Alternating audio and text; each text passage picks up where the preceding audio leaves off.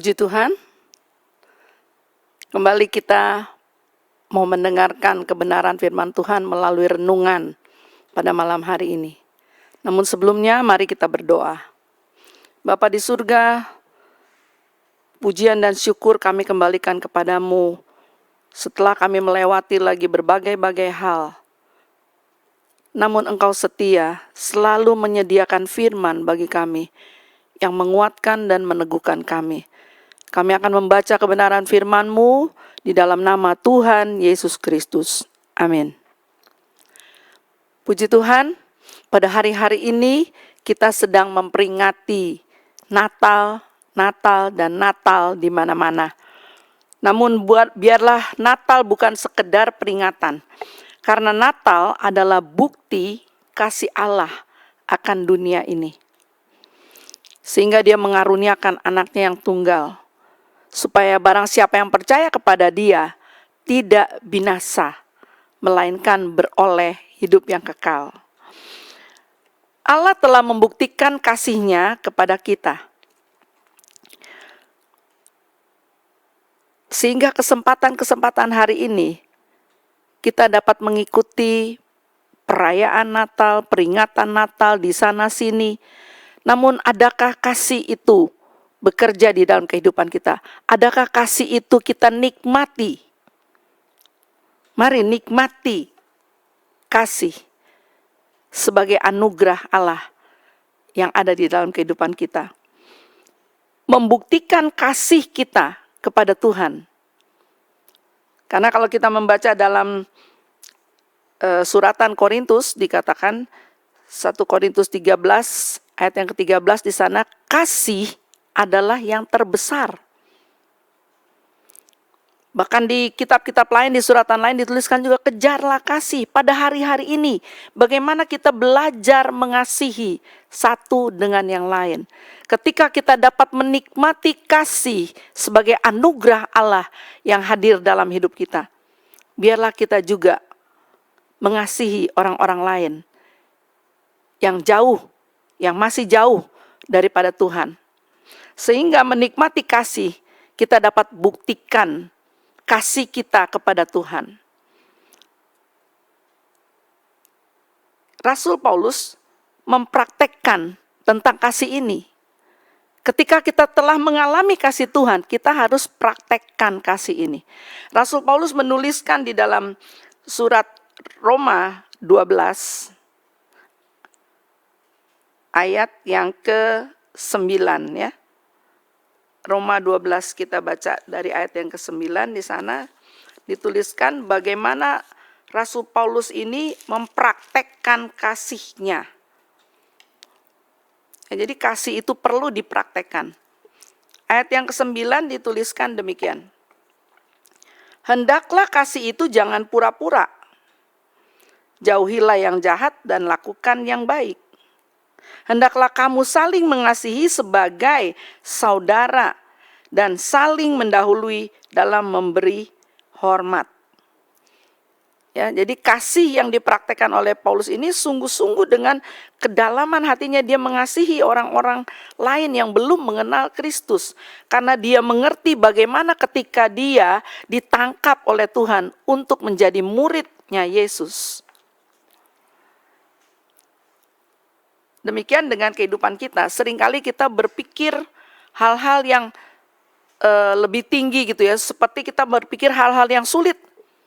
Padahal di suratan Rasul Paulus ini juga, di pasal ke-12 ini juga diajarkan kepada kita bagaimana kita membawa persembahan yang benar kepada Tuhan. Dengan mempersembahkan hidup kita sebagai persembahan yang hidup, yang kudus, dan yang berkenan kepada Tuhan karena kita sudah menikmati kasih. Dan kalau kita telusuri terus dalam suratan ini, suratan Rasul Paulus di kitab Roma, sampailah pada ayat yang ketiga. Roma pasal 12 ayat 3 dikatakan, berdasarkan kasih karunia yang dianugerahkan kepadaku, aku berkata kepada setiap orang di antara kamu, Janganlah kamu memikirkan hal-hal yang lebih tinggi daripada yang patut kamu pikirkan. Tetapi hendaklah kamu berpikir begitu rupa, sehingga kamu menguasai diri menurut ukuran iman yang dikaruniakan Allah kepada kamu masing-masing. Dalam kita mengasihi satu dengan yang lain, saudara, kita juga perlu punya ukuran iman. Sebab banyak kali dikatakan, bagaimana kita dikatakan boleh mengasihi kalau kita berlaku tidak adil seolah-olah. Padahal Alkitab juga mencatat, kasih itu dipenuhi dengan segala ketertiban. Ya, sebab Allah mengaruniakan kepada kita bukan roh ketakutan, tapi roh yang membangkitkan kasih dan ketertiban. Jadi di dalam kasih itu ada ketertiban. Lalu banyak kali saya juga secara pribadi mendengar, kasih yang kita dapat dari Allah adalah kasih agape. Ya, kasih yang tidak menuntut apa-apa, tidak menuntut balasannya, tapi justru kasih Allah, kasih yang berjuang untuk keselamatan kita. Nah, bagaimana kita memiliki kasih agape itu? Kasih agape itu dicurahkan oleh Tuhan melalui Roh Kudus-Nya kepada kita. Bukan kita sendiri memiliki kasih agape itu. Di dalam kita, di dalam manusia kita tidak memiliki kasih itu. Kasih itu adalah, kasih agape itu adalah miliknya Tuhan, yang dianugerahkan kepada kita melalui Roh Kudus-Nya. Ya, itu mungkin dapat dibaca dalam kitab-kitab yang lain, suratan yang lain. Memang Roh Kudus, ya, mengaruniakan kasih kepada kita. Saya tidak mencatat alamatnya, tapi saya percaya itu ada di dalam Alkitab yang menuliskan seperti itu, ya. Dan hari ini, malam ini kita hanya merenungkan, artinya kita berpikir-pikir. Tadi sudah dikatakan, jangan kita berpikir-pikir jauh lebih tinggi dari apa yang Tuhan sudah tetapkan bagi kita. Hanya Allah ingin kita mengasihi satu dengan yang lain. Namun dipesankan oleh Rasul Paulus, kasih itu jangan pura-pura. Ya, ini agak keras mungkin ya. Tapi inilah bukti kasih Allah yang harus ada di dalam hidup kita. Dalam kita memperingati hari raya, memperingati Natal di sana sini, tapi miliki hati nurani yang murni, yang dipenuhi dengan kasih Allah, dengan kasih agape yang dikaruniakan oleh Roh Kudus kepada kita. Kenapa saya mencatat hal ini? Kalau kita membaca dalam suratan Rasul Paulus ini kepada Roma pasal 12 ini, tadi ayat yang ketiga, dan kalau kita membaca dalam ayat yang ke-16, ya, tadi kalau kita baca banyak ini nasihat-nasihat ini, kasih jangan pura-pura ya. Selanjutnya panjang sekali, tapi malam hari ini kita merenungkan sebagian saja dari firman Tuhan untuk kita minta kepada Tuhan untuk menaruhkan firman ini di dalam hidup kita. Sehingga dalam kita memperingati Natal, kita punya kasih yang sesungguhnya, yang Tuhan kerjakan di dalam hidup kita. Mengasihi semua orang. Di dalam ayat yang ke-16, saya bacakan dulu Roma 12 ayat ke-16, dituliskan lagi.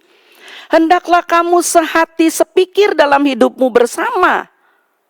Bukankah kita lagi bergerak bersama, ya, bergiat bersama. Lalu,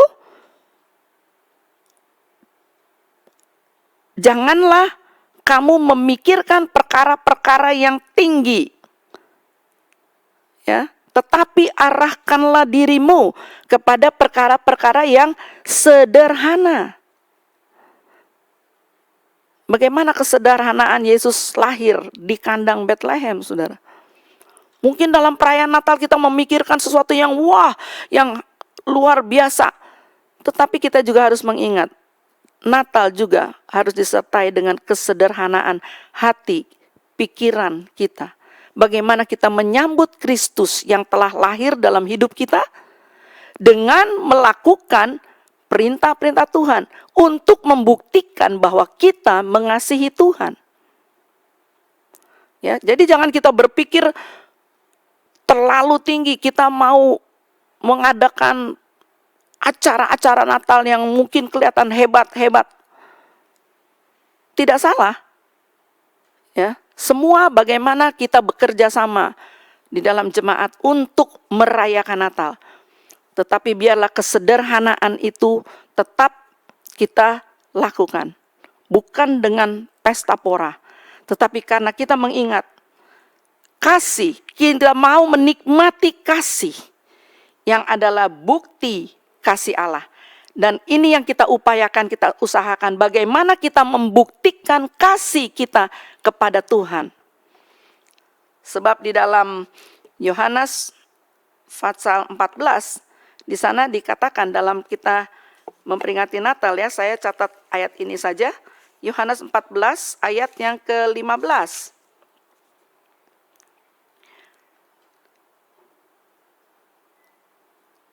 Jikalau kamu mengasihi aku, kamu akan menuruti segala perintahku.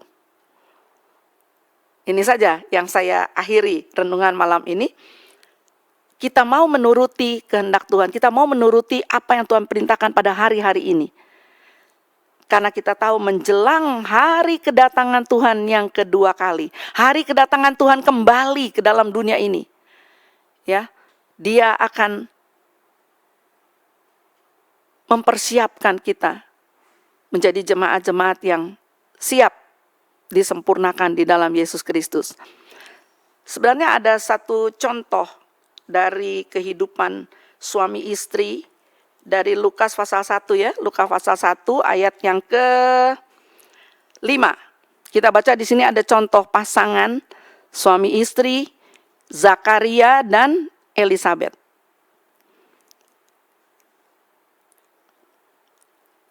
Saya bacakan ayat yang ke-5 sampai ke-6. Pada zaman Herodes, Raja Yudea, adalah seorang imam yang bernama Zakaria dan dari rombongan Abia. Istrinya juga berasal dari keturunan Harun. Namanya Elisabet.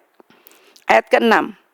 Keduanya adalah benar di hadapan Allah dan hidup menurut segala perintah dan ketetapan Tuhan dengan tidak bercacat.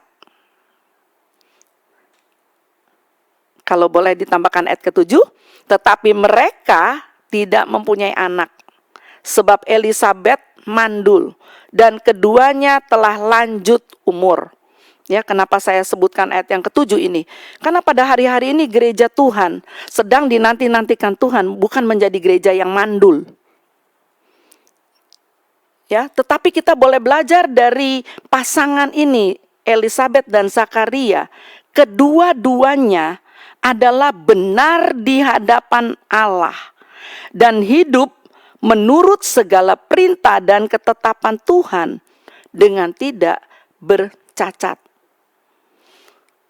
Zakaria dan Elisabet menyediakan dirinya untuk dipakai oleh Tuhan.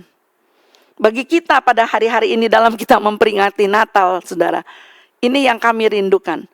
Biarlah kita memberikan diri kita, mungkin bukan sebagai pasangan suami istri, tapi masing-masing kita, dan terlebih sebagai pasangan suami istri. Terlebih keluarga-keluarga kita, anak-anak kita, seluruh isi rumah tangga kita, bahkan seluruh jemaat Tuhan sebagai gereja Tuhan yang dinanti-nantikan oleh Tuhan. Mari kita bergiat bersama untuk menjadi Yohanes Pembaptis, untuk menjadi pembuka-pembuka jalan di mana Yesus akan lahir, di mana Yesus akan diterima oleh setiap orang yang mendengar tentang Yesus adalah juru selamat dunia ini. Puji Tuhan, renungan firman Tuhan tidak saya panjangkan malam hari ini. Namun inilah yang menjadi pikiran kita. Biarlah kita berpikir sedemikian sederhana bahwa Tuhan mau memakai hidup kita. Namun penuhi hidup kami dengan kasih Tuhan. Penuhi dengan kasih-Mu Tuhan. Dan kasih Tuhan itu adalah kasih yang dicurahkan oleh Roh Kudus ke dalam hati kami.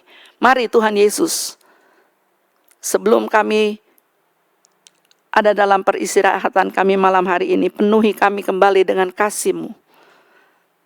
Curahkan kuasa-Mu di dalam kehidupan kami. Sehingga kami boleh berpikir sedemikian rupa seperti apa yang Tuhan pikirkan tentang jiwa-jiwa, tentang orang-orang yang masih terhilang.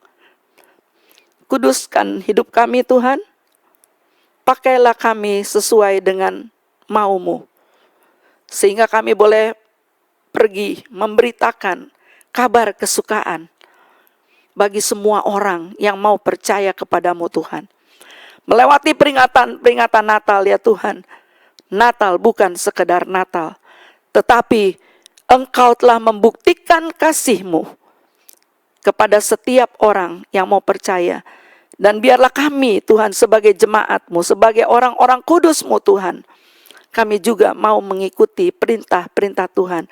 Kami mau hidup di dalam ketetapan-ketetapan Tuhan, sehingga kehidupan kami boleh menjadi berkat, boleh menjadi kabar sukacita bagi orang lain yang menanti-nantikan juru selamat. Dalam nama Yesus kami berdoa dan mengucap syukur. Haleluya. Amin.